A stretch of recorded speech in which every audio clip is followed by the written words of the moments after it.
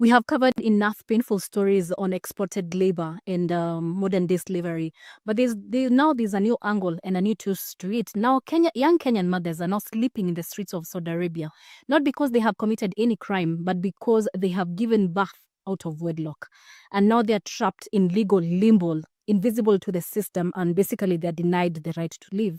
Think about it this way. When a child is invisible to the system, that it basically means that the child cannot go to school. The child cannot leave that country.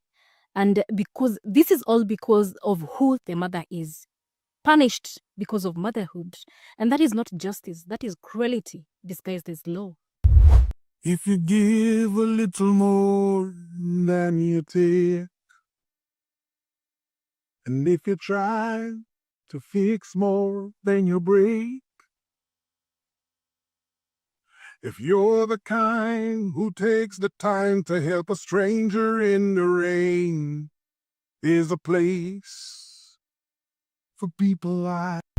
These are women who left Kenya chasing opportunity, sold promises of good jobs and decent wages.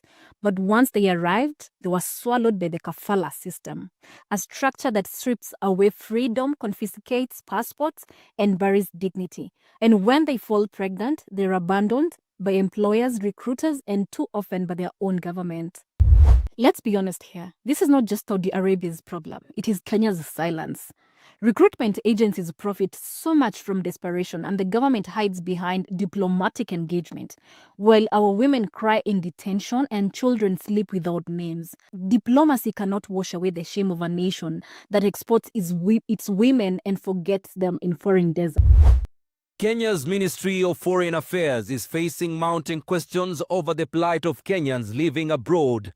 The latest being reports that hundreds of Kenyan mothers and their children are struggling in parts of Riyadh and Jeddah in Saudi Arabia, after being denied registration for children born out of wedlock, which is illegal in the Kingdom of Saudi Arabia.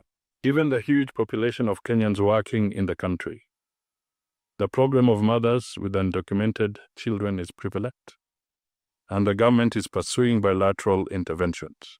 And this has been a subject of several parliamentary questions, by the way, from members of parliament whose constituents have been affected in one way or the other. How do we continue calling this employment when labor is becoming slavery and motherhood is becoming a crime? The system itself is what, honestly, is the oppressor here. These women, they are not numbers in the embassy reports. They are daughters of Kenya, and they carry the price of our neglect as a country on their back. It is very shameful as a country. As a country, we have to stop exporting pain and start protecting and embracing our people, because no economy truly built on the suffering of women can ever truly prosper. It can never prosper. Until we value our daughters more than our remittances, we will keep counting bodies instead of counting blessings. I am Wangari Njuguna, and this has been ADNC. Stay inspired, stay empowered. Remember to download our app and sign up today for the latest news right at your fingertips. Also, remember to leave your comment. I'll be waiting to hear what you have to say about this. Remember to follow me on my TikTok page, Wangari Njuguna. See you in the next one.